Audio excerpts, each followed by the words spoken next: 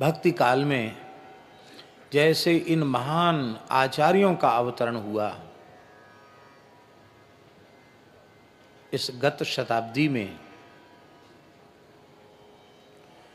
उन्हीं आचार्य कोटि के दिव्य महापुरुष पूज्यपाद धर्म सम्राट स्वामी श्री करपात्री जी महाराज का अवतरण हुआ। अवतरण हम इसलिए कहते हैं, ऊपर से नीचे उतरने को अवतरण कहते हैं। ऐसी दिव्य विभूतियां भगवत संकल्प से ही धरती पर अवतरित होती हैं। भगवान ही इनको भेजते हैं। तीर्थराज प्रयाग के क्षेत्र में, श्री गंगा यमुना के मध्यवर्ती क्षेत्र में, परम पवित्र सरयू पारीण विप्र कुल में पूज्य स्वामी श्री करपात्री जी महाराज का श्रावण शुक्ला द्वितीया को अवतरण हुआ।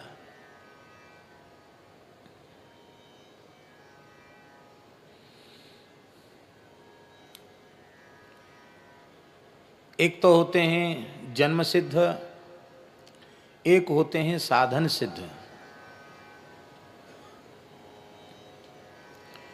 पूज्य स्वामी जी का साधन भी बहुत उच्च कोटि का था, किंतु जो अवस्था उन्हें प्राप्त हुई वह अवस्था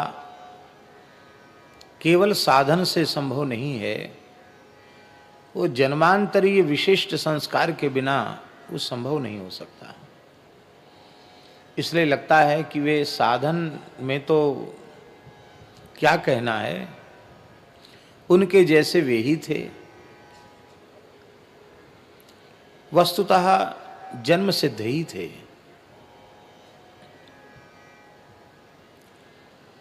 हमारे ब्रज में एक कहावत है कि मोर चितई चिताए आवें। इसका अर्थ है कि मयूरों के पंख में कोई चित्रकारी नहीं करता। मयूराश चित्रिता ये न, भगवान ही चित्रित करके भेजते हैं। ऐसे ही पूज्यपाद स्वामी श्री करपात्री जी महाराज के कोटि के महापुरुषों को भगवान ही जीव जगत के कल्याण के लिए सुसज्जित करके भेजते हैं। कलयुग भी उन्हीं का बनाया हुआ है, और उस कलयुग में अधर्म को रोकने के लिए ऐसी विभूतियों को भेजना भी उन्हीं की व्यवस्था है। भगवान संतुलन बना के रखते हैं। पूज्यपाद स्वामी जी श्रुतिधर थे। महाराज जी श्रुतिधर थे। श्रुतिधर उसको कहते हैं जिसको ग्रंथ देखने की आवश्यकता न पड़े, एक बार गुरुजनों के मुख से निकला और कंठस्थ हो गए, सुनते ही कंठ। एक श्रुति अथवा श्रुतिधर। तो ये श्रुतिधरत्व तो उनमें जन्म से था। इसलिए थोड़ी ही अवस्था में जीवन की अल्प वयस में ही वे वेद वेदांग के प्रकांड पंडित हो चुके थे। विधिवत विप्र बालक की जिस आयु में उपनयन की व्यवस्था है, उसी आयु में आपका यज्ञोपवीत संस्कार हुआ। विधिवत ब्रह्मचर्य का पालन आपने किया, वेद वेदांग का अध्ययन किया। किंचित काल के लिए गृहस्थाश्रम में भी प्रवेश किया।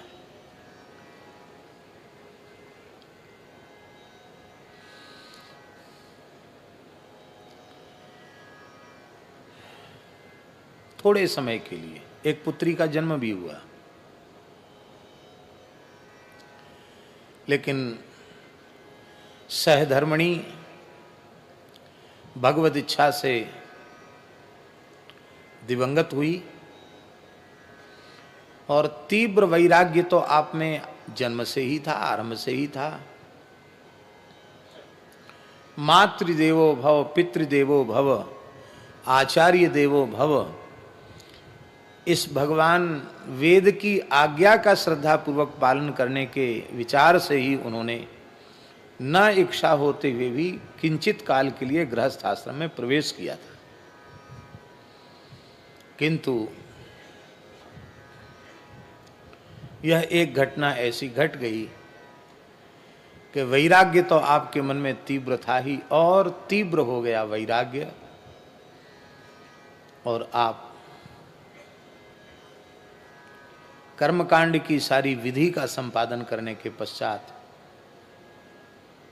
सब कुछ त्याग कर परम विरक्त भाव से गृह त्याग करके वे चल पड़े और पैदल विचरण करते हुए नरवर पधारे। नरवर में उस समय गायत्री के परम उपासक, महान गोभक्त,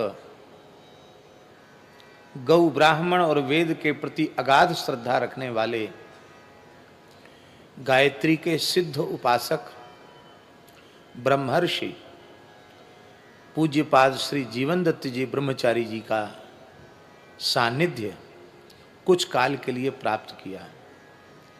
उस काल में देश के शीर्षस्थ विद्वान पूज्य ब्रह्मचारी जी की सन्निधि में थे, पर स्वामी जी कभी पुस्तक लेकर पढ़ते नहीं दिखाई पड़ते, क्योंकि वे ब्रह्मचारी वेश में थे, यज्ञोपवीतधारी थे। उस समय त्रिकाल संध्या, गायत्री का जप और गौ माता की सेवा आश्रम में ब्रह्मचारी को करना चाहिए, तो गौ सेवा, और बस सुन लेते थे। गुरुजन जो उनकी चर्चा होती उसको सुन लेते थे, सुनने से ही उनको सब उपस्थित हो जाता था। बाद में ज्योतिष पीठाधीश्वर ब्रह्मविद वरिष्ठ महान सिद्ध योगी, जिन्हें अनेक अलौकिक सिद्धियां प्राप्त थी, वे भी एक बहुत उच्च कोटि के दिव्य महापुरुष थे, श्रीमत् स्वामी ब्रह्मानंद सरस्वती जी महाराज। उनसे आपने संन्यास दीक्षा प्राप्त की, दंड संन्यास प्राप्त किया, और आपका नाम श्री स्वामी हरिहरानंद सरस्वती, यह आपका नाम हुआ।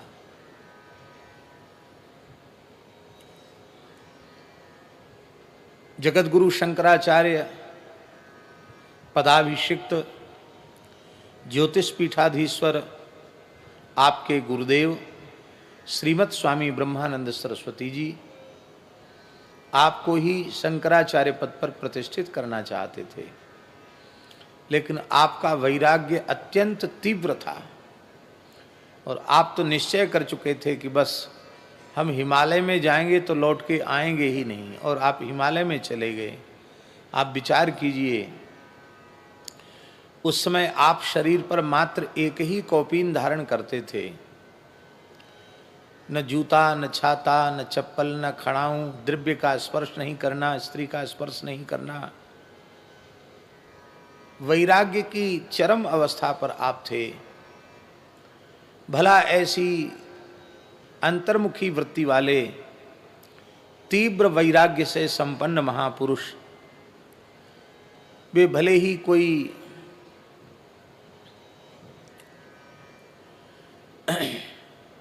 गृहस्थाश्रम की प्रवृत्ति न हो, धर्माचार्यों वाली प्रवृत्ति ही क्यों न हो, पर उनके तीव्र वैराग्य के अनुरूप वह वृत्ति नहीं थी, क्योंकि इसमें समाज में आना पड़ेगा, जनता के बीच में आना पड़ेगा, और आप जन संपर्क से सर्वथा शून्य रहना चाहते थे। और एक दिन आप हिमालय में समाधि में चले गए। उस समय उन्हें स्पष्ट भगवान की वाणी सुनाई पड़ी, आकाशवाणी सुनाई पड़ी, ब्रह्मवाणी सुनाई पड़ी कि आंख मूंद कर समाधि लगाने के लिए आप नहीं आए हो, गोवंश पर अत्याचार हो रहा है, धर्म का क्षय हो रहा है, तुम अपने कर्तव्य का पालन करो। भगवान की आज्ञा से आप इस कर्म में प्रवृत्त हुए, वहां से नीचे उतर आए। और इसी कारण से उन्होंने अपने गुरुजी से विनम्रता पूर्वक कहा कि हमें सब कुछ करना पड़ेगा, तो हमको आचार्य पद से बांधिए मत।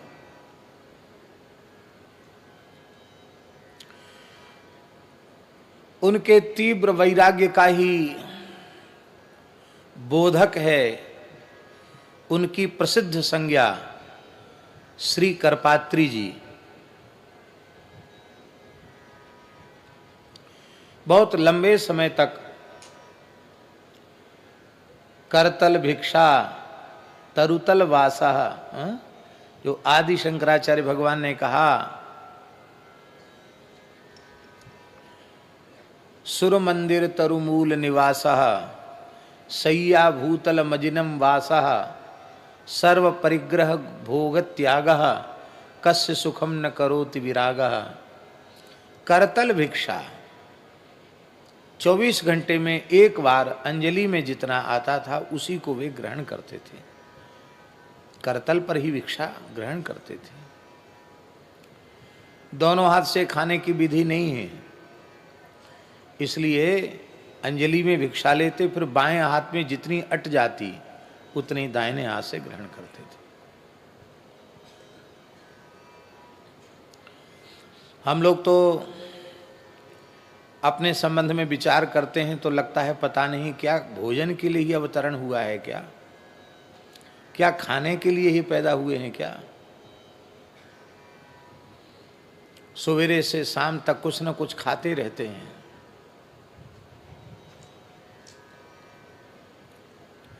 स्मृतियों में स्पष्ट लिखा है, अष्टौ ग्रासा मुनेर ग्राह्याः,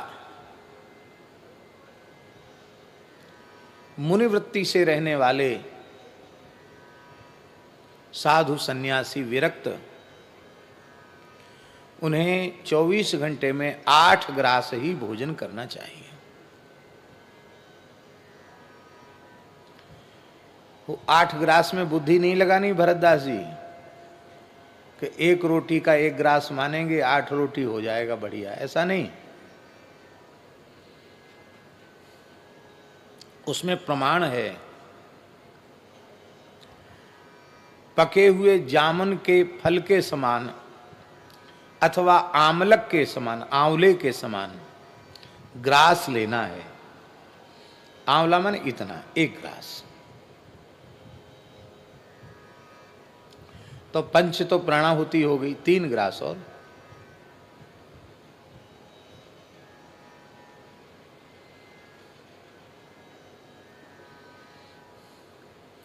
प्रत्येक एकादशी पूज्य स्वामी जी निर्जल करते थे। संपूर्ण जीवन में सभी एकादशी के व्रत निर्जल ही किए। बीच बीच में कोई अन्य भी व्रत आते थे, उस समय भी फलाहार नहीं करते थे, निर्जल ही करते थे। महीने में कितने निर्जल हो जाते थे उनके। आश्चर्य की बात तो यह थी कि वासंती नवरात्र, चैत्र नवरात्र और शारदीय नवरात्र, दोनों नवरात्र निर्जल करते थे। 9 दिन तक जल भी नहीं लेते थे। और फिर ऐसा नहीं कि भगवान शिव का नित्य अभिषेक करते तो अभिषेक न करते हों, शालिग्राम जी का सहस्त्रार्चन न करते हों, नित्य नियम संपूर्ण करते थे। आवश्यकता पड़ती तो प्रवचन भी करते थे। हमारे पूज्य महाराज जी, पूज्य गुरुदेव भक्तमाली जी सभा में उपस्थित थे और स्वामी जी का निर्जल व्रत था और स्वामी जी गोरक्षा के विषय में प्रवचन करते करते मंच पर ही मूर्छित हो गए, बेहोश हो गए। लोगों ने बहुत प्रार्थना की कि आप कुछ ले लीजिए, आपने स्वीकार नहीं किया। चैतन्य होने के बाद पुनः श्री राम जय राम जय जय राम, श्री राम जय राम जय जय राम, श्री राम जय राम, जय जय राम। पुनः कीर्तन करके आपने प्रवचन आरंभ कर दिया। ऐसी अद्भुत अनुपम उनकी धर्मनिष्ठा, गोरक्षा, और उस काल में वे समझ चुके थे कि राजनीतिक विचारधारा के लोग, वे किसी भी दल के क्यों न हों, दूर दूर तक वैदिक सनातन धर्म के संबंध में जो सोच होनी चाहिए वे वह सोच इनके पास नहीं है, उस सोच का अभाव है। ऐसी स्थिति में हिंदू समाज किस पर विश्वास करे और गोरक्षा, धर्म रक्षा, राष्ट्र रक्षा किस प्रकार की विचारधारा को मानने वाले महानुभावों के द्वारा संपन्न होवे, उसके लिए उन्हें आवश्यकता का अनुभव हुआ और उन्होंने श्री राम राज्य परिषद नाम से एक स्वतंत्र धर्म और सदाचार के विचारों से समझौता न करने वाली एक पार्टी को भी स्थापित किया। और उनके काल में विधायक, सांसद भी चुन के आए। राजस्थान में तो सरकार ही बन गई राम राज्य परिषद की, राजस्थान में सरकार बन गई थी। लेकिन कहने में बड़ी पीड़ा हो रही है कि उनका नाम श्रवण करके उनका दर्शन करने में तो बड़ी संख्या में लोग उपस्थित होते थे, लेकिन उनकी विचारधारा का हृदय से आदर करने के लिए यदि उस काल में राष्ट्र ने राम राज्य परिषद को अपना मत दिया होता तो आज जो स्थिति देश में दिखाई पड़ रही है न होती। न जाने कब तक, कब का भारतवर्ष गोवध के कलंक से विमुक्त हो गया होता। लेकिन आज इतने लंबे समय के व्यतीत होने के बाद भी ये देश जब अपने आजादी के 75 वर्ष का उत्सव, अमृत महोत्सव मना रहा है, उस काल में भी निरपराध विश्व जननी, विश्वधात्री, जगदम्बा, पिंड ब्रह्मांड के पोषण की मूल, साक्षात धरती स्वरूपा, पृथ्वी स्वरूपा गोवंश, उसकी उपेक्षा, उसका तिरस्कार तो हो ही रहा है, बड़ी निर्ममता पूर्वक उसका वध हो रहा है।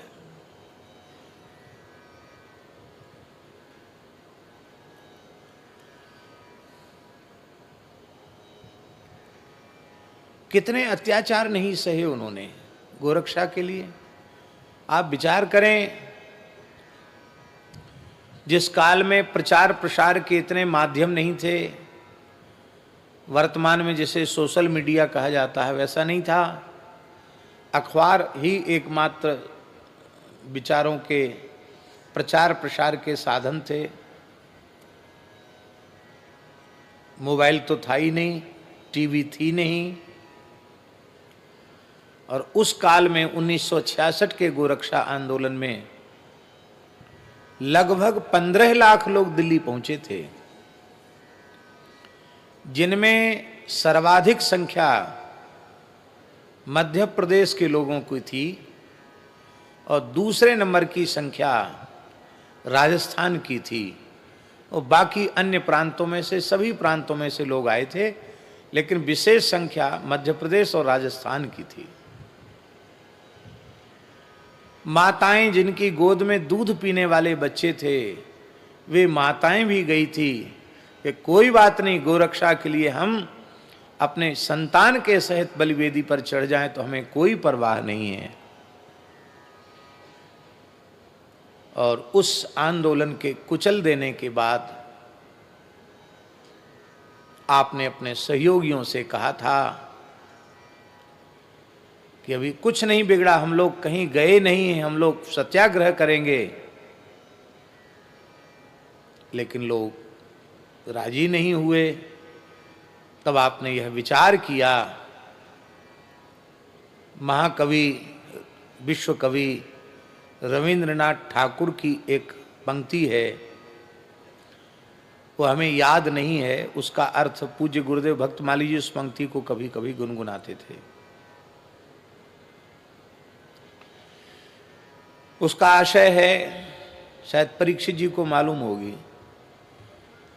हाँ, एकला चलो रे, यदि केऊ तुम्हार डाक सुने ना, तबे तुम्ही एकला चलो रे, एकला चलो रे। महाकवि रविन्द्रनाथ ठाकुर, विश्व कवि रविन्द्रनाथ ठाकुर कह रहे हैं कि यदि तुम पुकार रहे हो और तुम्हारी पुकार कोई सुनता नहीं है, तो तुम भीड़ की तरफ ध्यान मत दो कि मेरे पीछे आने वाला कोई है कि नहीं, तभी तुम ही एकला चलो, तुम अकेले चल पड़ो। और जब अकेले चल पड़ोगे तो तुम्हारी उस सुदृढ़ विचारधारा का सम्मान करने वाले लोग जरूर तुम्हारे पीछे चलेंगे।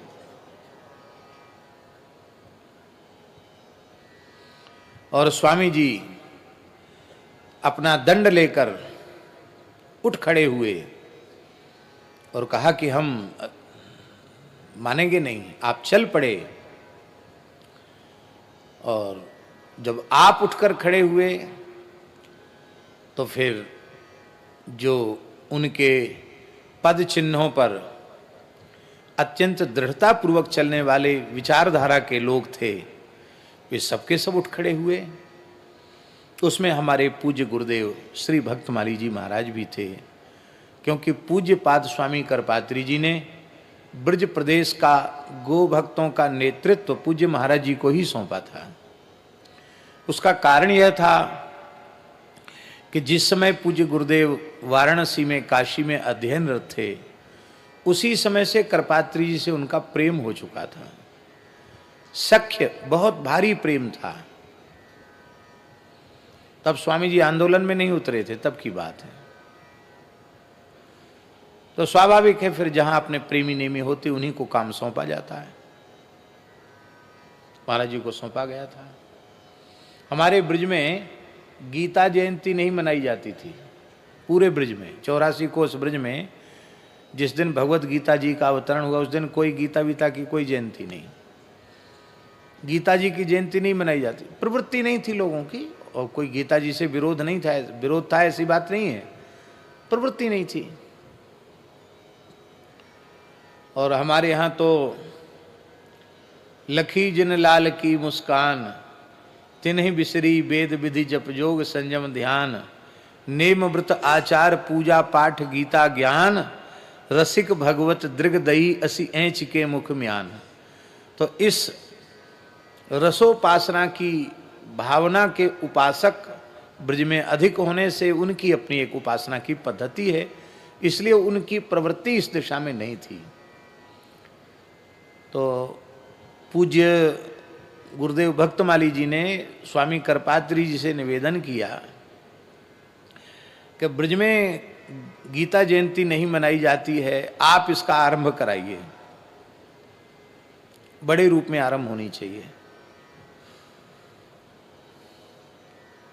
तो उन्होंने कहा कि ठीक है, आप अपने यहाँ मनाओ और हम आएंगे। तो गोवर्धन में लक्ष्मण मंदिर में 3 दिन विराजे पूज्य करपात्री जी महाराज, और गीता जी पर 3 दिन का उन्होंने प्रवचन किया।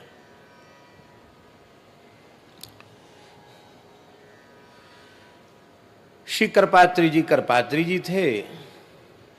उन्होंने किसी विषय में मतभेद होने के कारण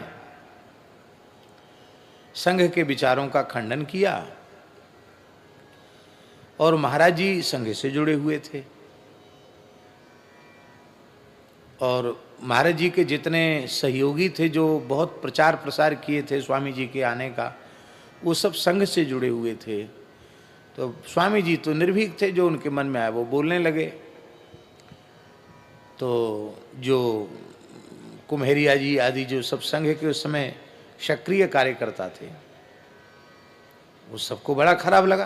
अरे ये क्या महात्मा बोल रहे हैं। महाराज जी ये सत्य घटना है। तो कोई कुछ उठकर कहना चाहता था, उसके पहले पूज्य महाराज जी ने नेत्रों के इशारे से सबको शांत किया, बैठे रहो, धैर्यपूर्वक सुनो। सुना। इसके बाद महाराज जी ने सबको बुलाया, जितने महाराज जी के सहयोगी ब्रजवासी बालक थे सबको बुलाया। बोले ये भारत राष्ट्र का सौभाग्य है कि नित्य सिद्ध अनाद्य पौरुषे वेदों ने, वैदिक ऋषि महर्षियों ने सनातन धर्म का जो स्वरूप स्वीकार किया है उसको ज्यों का त्यों मानने वाला एक महापुरुष इस समय धरती पर विराजमान है। इसलिए स्वामी जी का खंडन, उनके बात का विरोध प्रत्यक्ष सनातन धर्म का विरोध है, उसका अपमान है। इसलिए आप धैर्यपूर्वक उनको सुने, ये सामान्य कोटि के महापुरुष नहीं है। राम राज्य परिषद जब बनाया तो हमारे पूज्य गुरुदेव श्री पहाड़ी बाबा से कहा कि ब्रज प्रांत के राम राज्य परिषद के अध्यक्ष आप रहेंगे। महाराज जी बोले, पहाड़ी बाबा वो तो और ही फक्कड़ थे, वो तो नरसिंह भगवान ही थे स्वरूप से भी। तो उन्होंने कहा कि भाई हम तो पढ़े लिखे साधु नहीं है, बचपन में ही साधु हो गए। हाँ, संतों ने कुछ साधन भजन बता दिया है, वो अपना करते हैं। और बाकी महाराज जी से कभी चर्चा होती थी तो हंसने लग जाते थे। कुछ कहते थे महाराज जी पढ़ाई लिखाई, तो कहते थे हमारी पहली क्लास तो है, पहली कक्षा हमारी ये है कि गुरु महाराज ने कृपा करके गौ सेवा में लगा दिया। गैया का गोबर उठाओ, सानी बनाओ, धार काढ़ो और गैया चराने जाओ।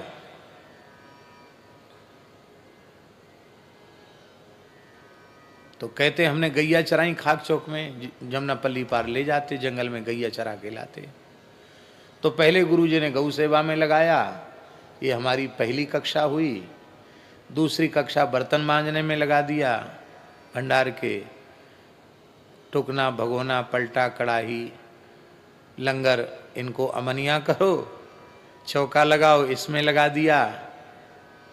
कुछ दिन ये सेवा करते रहे। बाद में किसी साधु ने करे, भैया अच्छे खानदान का विप्र कुल का सूत्रधारी साधु है, बताओ महाराज आप बर्तन मंजवा रहे हैं, अरे कम से कम रसोई बनाने लायक है, रसोई में भेजो। तो बोले संतों ने हमारी सिफारिश की तो गुरुजी ने रसोई में भेज दिया। तो तीसरी कक्षा हमारी हुई रसोई। और महाराज जी हमारे मोढेरा वाले महन जी बैठे हैं, पुराने संत कैसे होते थे। 400-500 मूर्ति की पंगत है तो महाराज जी हलवाई नहीं बुलाते थे। 100 साल से ऊपर की आयु में भी 400-500 संतों के लिए पुआ तई पर बैठकर खुद निकाल देते थे, और उनके जैसा पुआ वे ही बनाते थे, उनकी जैसी खीर वे ही बनाते थे। खाक चौक के भंडारे प्रसिद्ध थे। ये हाथरस वाले बूरा को हम तो जानते नहीं थे, उन्हीं के मुंह से सुनते थे। कभी दही बूरे की पंगत होती तो पंडित जगन्नाथ जी को कहते थे, जगन्नाथ हाँ महाराज जाओ, बिना मसाले वाला देसी बूरा लेके आओ। हाथरस का बूरा आता, बढ़िया दूध मंगाते, दूध को खुद औटाते, अधौटा दूध करते, तब बड़े बड़े परातों में उसको जमाते, पंखा चलवा देते, कूलर पंखा, बढ़िया दही जमता। ऐसा दही हथेली में ले लो, और फिर दही बूरा और पुआ साग, पूड़ी नहीं, माल पुआ साग, दही और बूरा। और बूरा ऐसे नहीं परोसते थे साधु साई हाथ से, परात में बूरा है ऐसे करते, ढेर लग जाता पत्तल पे बूरे का। ए देखो महात्माओं बढ़िया बूरा है, छोड़ना नहीं। ए मूर्ख साग क्यों फेरता है, तर भीतर रख बाल्टी। दही बूरा खाने दो, पाने दो संतों को दही बूरा। फिर कहते स्वाद बदलने के लिए साग खा लो, कोई बात नहीं है, स्वाद बदलने के लिए खा लो साग, ऐसे जिमाते थे वो। बाद में कहते थे तीसरी क्लास हमारी, तीसरी कक्षा हुई रसोईया, और चौथी कक्षा हुई फिर मंदिर में पुजारी बन गए, और 5वें में फिर महंत बना दिया गया। 1932 में खाक चौक के महंत पद पर वो विराजमान हुए थे, सन 1932 में, और 2003 तक वे उस पद पर विराजमान रहे। इतने दीर्घ काल तक वे खाक चौक में श्री महंत पद पर विराजे। अद्भुत स्वरूप था। तो जिस काल में पूज्यपाद स्वामी जी का बहुत प्रचार प्रसार नहीं था, उस समय महाराज जी के स्थान में खाक चौक में करपात्री जी रहते थे, मौन रहते थे, हाथ में ही भिक्षा लेते थे, और जहां रास होते थे उस समय वहां रास देखने जाते थे। महाराज जी बताते हैं, पहाड़ी बाबा महाराज की 2 माला बनाते और राधा कृष्ण को धारण करा के दूर खड़े हो जाते और खड़े खड़े लीला का दर्शन करते थे। ऐसे लीला का दर्शन करते थे, उस समय उनकी दृष्टि केवल श्यामा श्याम पर होती थी और संसार में किसी की ओर उनकी दृष्टि नहीं होती थी। तो बोले बहुत समय तक तो हम लोग यही समझते रहे कि महात्मा बहुत अच्छे हैं, भजनानंदी तपस्वी हैं, पढ़े लिखे तो नहीं होंगे, पढ़े लिखे जैसे दिखते ही नहीं, किसी प्रसंग में लगा के तो बड़े विद्वान हैं। तब सब संतों ने आग्रह किया कि महाराज आप कुछ प्रवचन करना जानते हैं तो हम लोग प्रवचन सुनाइए। तो स्वामी जी बहुत आग्रह करने पर राजी हो गए, बोले ठीक है सुना देंगे।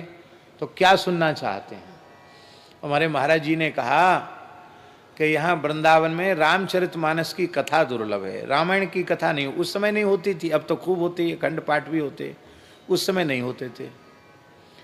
तो ले रामायण की कथा दुर्लभ है, आप रामायण पर कुछ प्रवचन कीजिए, रामचरितमानस पर। स्वामी जी ने स्वीकार कर लिया और वृंदावन में सबसे पहला प्रवचन स्वामी जी का मिर्जापुर वाली धर्मशाला में हुआ। सबसे बड़ी धर्मशाला पुरानी वही थी और वहाँ बहुत बड़ा चौक भी था, वहीं स्वामी जी का प्रवचन हुआ। और स्वामी जी ने 2 चौपाई अपने प्रवचन के विषय के रूप में रखी। जग पेखन तुम देखनि हारे, विधि हरि शंभु नचावन वारे, तेऊ न जानहि मरम तुम्हारा, और तुम्हीं को जाननि हारा। श्री राम तत्व का इन्होंने निरूपण किया। रोज 3 घंटे प्रवचन करते थे वो, और यही चौपाई 13 दिन तक कहते रह गए। 13 दिन तक केवल 2 चौपाई की चर्चा। पहले तो 2-3 दिन तो कम साधु ही आए, बाद में तो बड़े बड़े पंडित, बड़े बड़े विद्वान, भीड़ लग गई। अरे वही विलक्षण सन्यासी है, ऐसे बोलते हैं, अद्भुत बोलते हैं, ऐसा तो आज के पहले कभी सुना नहीं, देखा नहीं, इतना विलक्षण ज्ञान है, कहाँ से बोलते हैं पता नहीं। भीड़ इकट्ठी होने लगी। और उस समय एक बड़े विद्वान थे, हम यद्यपि जानते हैं उनका नाम, लेकिन जानकर भी हम उनके नाम का उच्चारण नहीं करना चाहते हैं। उन विद्वान महानुभाव ने पूज्य स्वामी जी को शास्त्रार्थ के लिए ललकार दिया।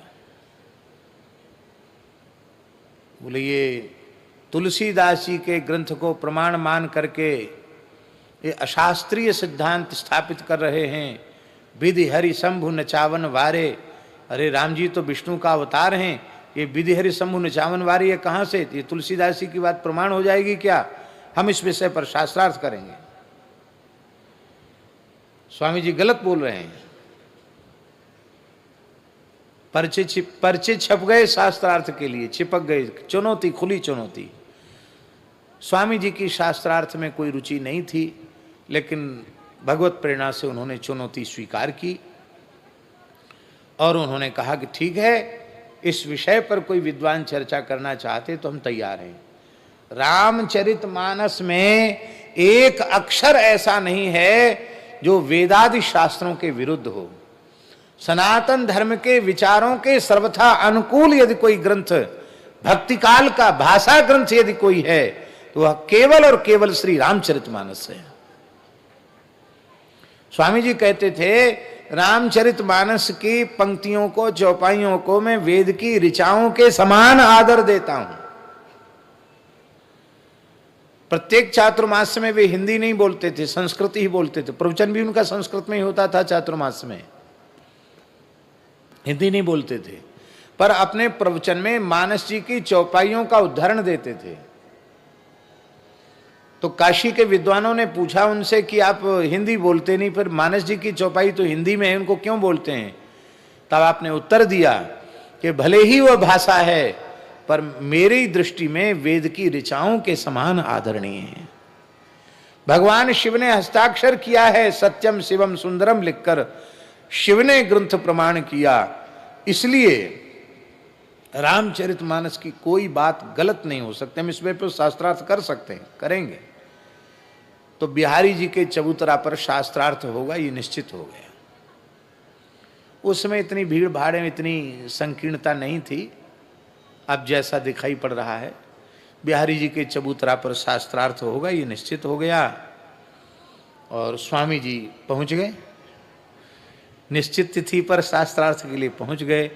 लेकिन जिन विद्वान ने ललकारा था, वे उनके वैदुष्य के आगे कहाँ टिकने वाले थे। वो समझ लिए कि काय को छीछा लेदर करावेंगे, अपनी बोल पाएंगे नहीं उनके सामने, तो इससे अच्छा है पहले ही भाग जाना चाहिए। तो वो एक दिन पूर्व ही वहाँ से कहीं अन्यत्र चले गए, नहीं आए। और वहाँ लोगों की भीड़ इकट्ठी थी। स्वामी जी पहुँच गए शास्त्रार्थ के लिए, दूसरा कोई उपस्थित नहीं हुआ।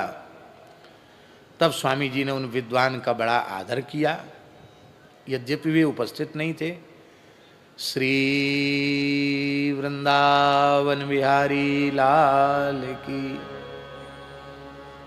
परम पूज्य स्वामी श्री चेतनानंद सरस्वती जी महाराज पधारे हैं, हम उनका स्वागत करते हैं। विराजें।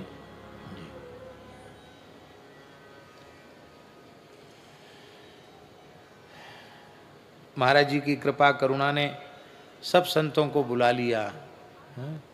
मेवाड़ मंडल के सिद्ध श्री ब्रह्मचारी जी भी पधारे हैं, और आबू के सिद्ध संत पूज्य स्वामी जी भी पधारे, आबू से पैदल चल के पधारे। हम लोगों का सौभाग्य है। तो हम क्या कह रहे थे, याद दिलाओ हमको।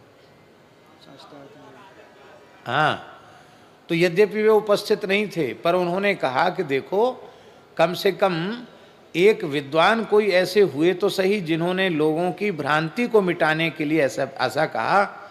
और उन्होंने पूर्व पक्ष उत्तर पक्ष दोनों रखे, क्योंकि वो तो उपस्थित थे नहीं, तो उनकी ओर से भी पूर्व पक्ष भी रखा, और फिर सिद्धांत पक्ष उत्तर पक्ष भी रखा, और दोनों पक्ष रहकर अंत में उत्तर पक्ष की तो विजय होती ही है। फिर अपने पक्ष की विजय करके झंडा गाड़ दिया उन्होंने। करपात्री जी हल्ला मच गया। महाराज जी कहते उसके पहले लोग नहीं जानते थे, तब से प्रसिद्धि हो गई। और क्यों न हो, वेणुगीत में गोपियों ने कहा है, वृंदावनम सखी भुवो बितुनोति कीर्तिम। अरे सखियों, वृंदावन कीर्ति का विस्तार करता है। वृंदावन का आश्रय जिसने लिया उसकी कीर्ति का विस्तार हुआ। और फिर स्वामी जी की धर्म रक्षा, राष्ट्र रक्षा, इसको तो भला कौन नहीं जानता है। अपना संपूर्ण जीवन उन्होंने इसके लिए समर्पित किया। भक्ति उनके अंतःकरण में ऐसी थी। आज ही श्री मोहनदास जी, कहाँ गए मोहनदास जी? दिखाई नहीं पड़ रहा है, कहाँ भाग गए ये? अच्छा, वहाँ बैठे। आज ही श्री मोहनदास जी ने एक बड़ी सुंदर बात बताई। स्वामी करपात्री जी का संस्मरण, और उस संस्मरण के साक्षी हैं मोहनदास जी।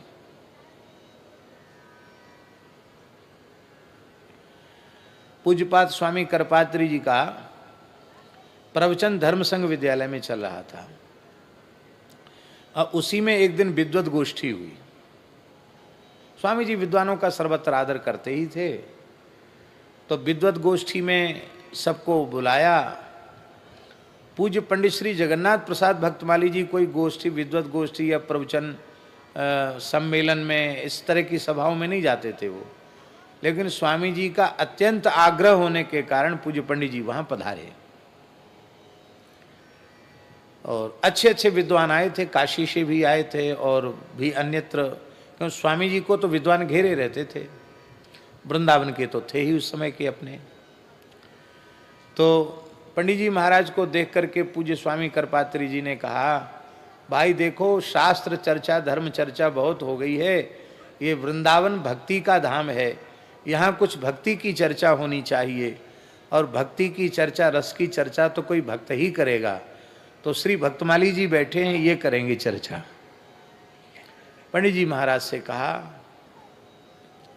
पंडित श्री जगन्नाथ प्रसाद भक्तमाली जी से, और बोले इनके प्रवचन में ही शेष वक्ता अपना भाव समझ लें, क्योंकि समय अधिक हो रहा था, इसलिए पंडित जी का आखिरी प्रवचन होगा। तो श्री पंडित जी महाराज ने कोई लंबा चौड़ा मंगलाचरण या कीर्तन कुछ नहीं कराया, सीधे बोल वृंदावन बिहारी लाल की जय, ये बोलने के बाद सीधे छप्पे छंद बोला, और युगनते कमल नैन कलयुग बहुत कृपा करी, और युगनते कमल नैन कलयुग बहुत कृपा करी। और क्या है, भक्त संग ठगिया लागे हैं, निर्जन वन में जाए दुष्ट कर्म कियो अभागे, और सुमरे सारंग पान शोक सागर ते तारी, दुष्ट किए निर्जीव सब दास प्राण संज्ञा धरी, और युगनते कमल नयन कलयुग बहुत कृपा करी।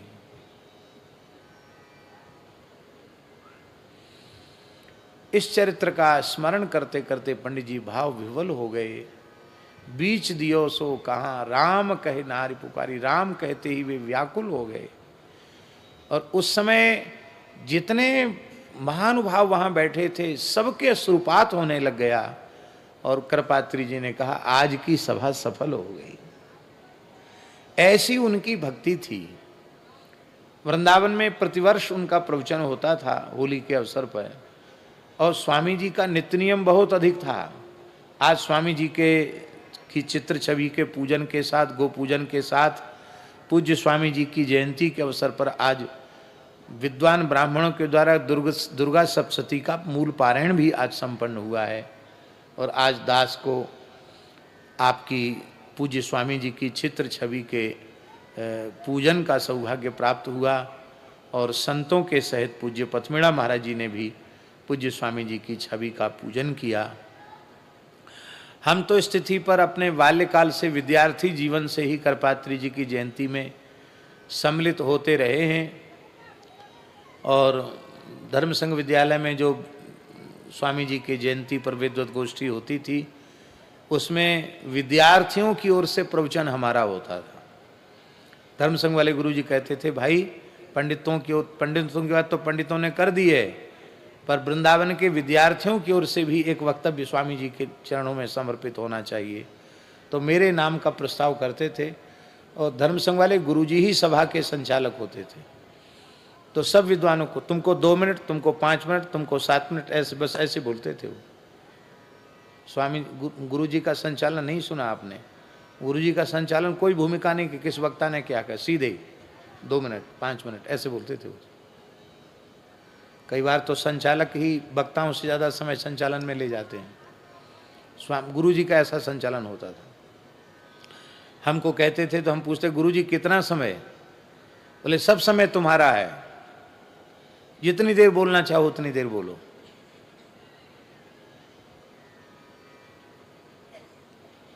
इतनी कृपा थी उनकी।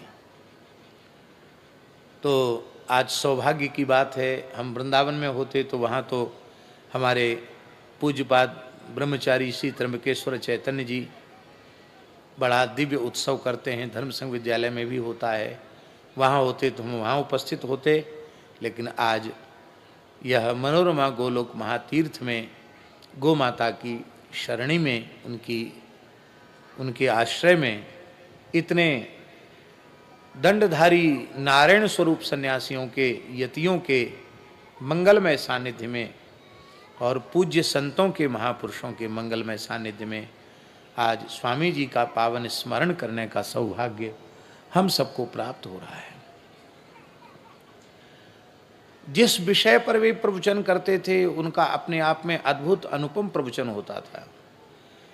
वृंदावन में श्री राधा सुधा निधि विशुद्ध रसोपासना का ग्रंथ है, पर जब वे श्री राधा सुधा निधि पर प्रवचन करते थे तो श्री राधा वल्लभी गोस्वामी गण भी उनके प्रवचन का श्रवण करके कहते थे, कहीं ऐसा तो नहीं है कि श्री हरिवंश महाप्रभु इनमें ही आविष्ट होकर बोल रहे हों। ये काषाय वस्त्रधारी, यह दंडधारी सन्यासी वृंदावन की रसोपासना की इतनी गंभीर चर्चा कैसे करते हैं। जिस तत्व का, जिस सिद्धांत का वे निरूपण करने लग जाते थे वह विलक्षण होता था। एक बार कुछ अंतरंग लोगों ने कहा, स्वामी जी आप जिस विषय पर करते हो तो लगता है आप इसी देवता के उपासक हो, इसी विषय के पंडित हो, तो हम लोग तो बड़े भ्रम में पड़ गए। आप गणपति के उपासक हो कि आप सूर्योपासक हो कि आप शिवोपासक हो कि आप भगवती के उपासक हो कि आप भगवान नारायण के, रामकृष्ण नारायण के उपासक हो। इन पंचदेवों में गणपति, सूर्य, दुर्गा, शिव और नारायण, इन पंचदेवों में आप किसकी उपासना करते हैं? तो स्वामी जी ने पहले तो कहा कि हम वैदिक सनातन धर्मी हैं और सनातन धर्म में पंचदेव मान्य हैं, इसलिए हम तो सभी की उपासना करते, ऐसा ही मानो। तब उन महानुभाव ने पूछा कि इष्ट तो कोई एक ही होता है, आप इनमें से पंचदेवों में से इष्ट किसको मानते हैं? गिरधर गोपाल जी, बड़ी रहस्य की बात है, जल्दी सुनने में नहीं आएगी जो हम सुनाने जा रहे हैं। जब विशेष आग्रह से पूछा तो स्वामी जी के नेत्र भर आए और उन्होंने कहा कि इष्ट का प्रकाश सबके सामने नहीं किया जाता है। क्या कहा? जिसकी जैसी भावना हो वैसा वह विचार करे, इष्ट का प्रकाश सबके सामने नहीं किया जाता है। आजकल तो लोग प्रचार करते हैं कि हम तो उनके उपासक हैं, पर ये हमारा इष्ट कौन है ये सबके सामने कहने की चीज नहीं है। इष्ट को, इष्ट मंत्र को, उपासना को गुप्त करके रखना चाहिए, तभी वो फलीभूत होती है। तब उन महानुभाव ने, आप कहेंगे वे महानुभाव कौन थे? श्री स्वामी देवनायकाचार्य जी महाराज रामानुज संप्रदाय के थे, बहुत बड़े विद्वान थे। करपात्री जी की दक्षिण बाहु माने जाते थे, वो इतने अच्छे विद्वान थे और करपात्री जी के बहुत निकट थे, इसलिए वो कुछ भी पूछ लेते थे उनसे। उन्होंने कहा कि नहीं, आपके जाने के बाद ये रहस्य रह जाएगा, आप हमको तो बताइए कम से कम आपकी उपासना क्या है। तो उन्होंने कहा कि तुम पंडित हो, हमारे मंगलाचरण पर और हमारे कीर्तन पर ध्यान नहीं दिया तुमने। बस इतना कहकर स्वामी जी भावुक हो गए। समझ में आई बात? नहीं आई समझ में? वे किसी विषय पर प्रवचन करें, चाहे गोरक्षा पर प्रवचन करें, चाहे राष्ट्र के विषय में, राजनीति, कोई प्रवचन करें, कभी भी प्रवचन करें, उनके प्रवचन का आरंभ ही यहीं से होता था। ओम नमः परमहंसास्वादित चरण कमल चिन्मकरंदाय भक्त जनमानस निवासाय श्री रामचंद्राय। बस यही उनका मंगलाचरण होता था प्रत्येक सभा में, और कीर्तन भी एक ही होता था, श्री राम जय राम जय जय राम, श्री राम जय राम जय जय राम, श्री राम जय राम जय जय राम। धर्म की अधर्म का प्राणियों में, विश्व का गोवंश की अच्छा हो, गोवंश सुखी हो, गोवंश सुखी हो, गो माता की जय हो। हर हर महादेव। उन्होंने स्पष्ट कर दिया कि मेरे इष्ट श्री रघुनाथ जी ही हैं। राम जी को ही वे अपना इष्ट मानते थे और नित्य प्रति रामचरितमानस का पाठ करते थे। नित्य प्रति, प्रतिदिन रामचरितमानस का पाठ करते थे। बक्सर वाले महाराज जी उनके निकट पहुंचते थे तो कहते थे, मामा जी आप पुष्प वाटिका में श्री सीताराम जी के मिलन का प्रसंग सुनाइए। और पूज्य मामा जी के आग्रह पर बक्सर श्री सीताराम विवाह महोत्सव में भी पूज्यपाद स्वामी जी महाराज पधारे। उनके धर्म विषयक विचारों का पूर्ण निष्ठा से आदर करने वाले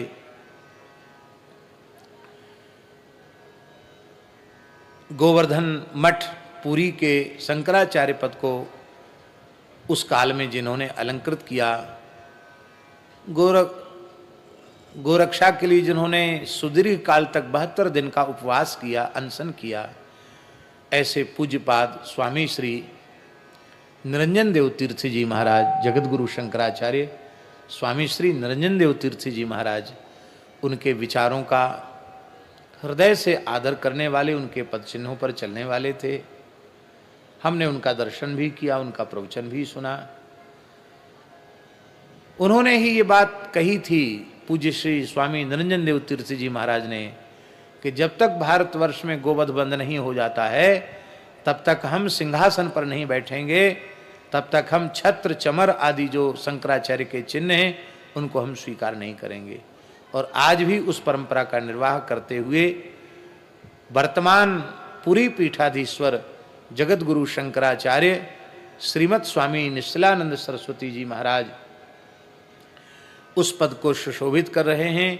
और आज शंकराचार्यों में एकमात्र श्रीमद स्वामी निश्चलानंद सरस्वती जी महाराज ऐसे महानुभाव हैं जो छत्र चमर आदि स्वीकार नहीं करते हैं और सामान्य सिंहासन पर ही विराज करके वे धर्म विषयक प्रवचन करते हैं।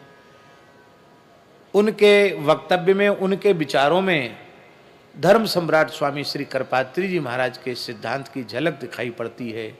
क्यों न हो, वे उनके कृपा भाजन ही हैं, शिष्य ही हैं। तो सत शिष्य में गुरु का प्रतिबिंब होना स्वाभाविक है, होना ही चाहिए। हम लोगों का सौभाग्य है कि इस समय जगत गुरु शंकराचार्य पद को पूरी पीठाधीश्वर श्रीमद स्वामी निश्चलानंद सरस्वती जी महाराज सुशोभित कर रहे हैं। हमने तो विद्यार्थी जीवन से ही उनका वक्तव्य, उनका प्रवचन सुना है जब वे शंकराचार्य पद पर विराजमान नहीं थे। अब तो शंकराचार्य पद पर हैं, हम सबके आदर्श हैं, पथ प्रदर्शक हैं, मार्गदर्शक हैं। और इस पथमेड़ा के संपूर्ण गो सेवा के प्रकल्प पर उनका बहुत भारी अनुग्रह है, उनकी कृपा है। अहमदाबाद में भी पधारे थे, यहाँ भी पधारे, जड़खोर गोधाम में भी पधारे।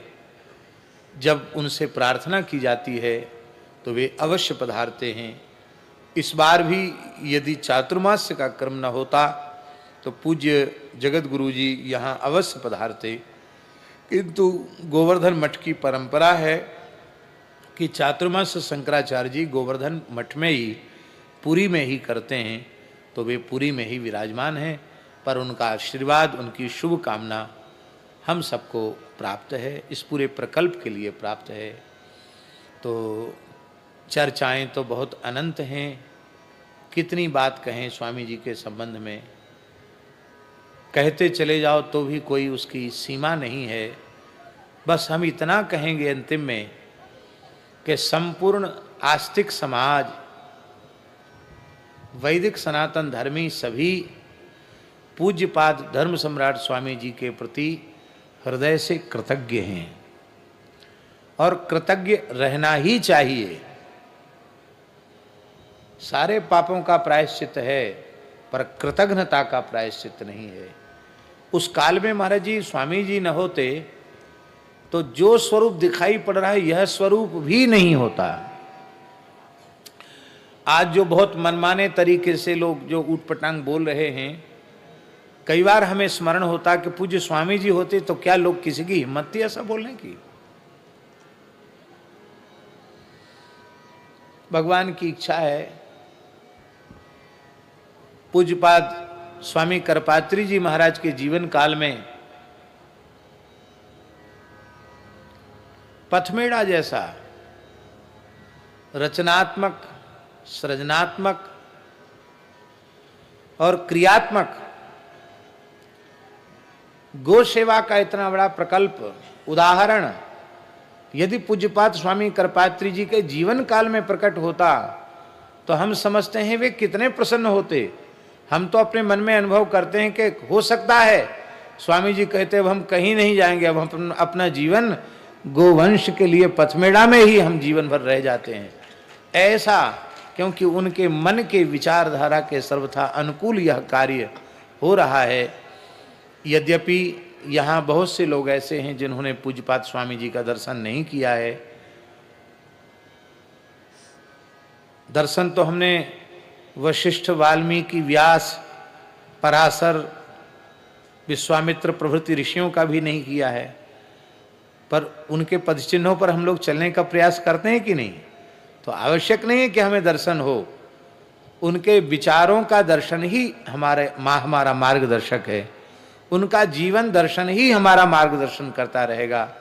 ऐसी विश्ववंद्य सर्वभूत हृदय धर्म सम्राट पूज्यपाद स्वामी श्री करपात्री जी के युगल पादारविंद में आज श्रावण शुक्ला द्वितीया स्वामी श्री करपात्री जी महाराज की जयंती के अवसर पर व्यासपीठ से संपूर्ण पथमेड़ा गो सेवा के प्रकल्प की ओर से, संपूर्ण भारतवर्ष के गो उपासक गो भक्तों की ओर से, गौशालाओं की ओर से, पूज्य दंडधारी यति वृंदों की ओर से, विराजमान पूज्य संतों की ओर से, पूज्य महन जी महाराज की ओर से एवं श्रद्धेय गो ऋषि श्री पथमेड़ा महाराज जी की ओर से और दास अपनी ओर से भी पूज्यपाद स्वामी जी के चरणों में अत्यंत कृतज्ञता पूर्वक अपनी प्रणामांजलि निवेदित करता हुआ अपनी वाणी को श्रद्धा पूर्वक स्वामी जी के चरणों में समर्पित करता हुआ विराम लेता है।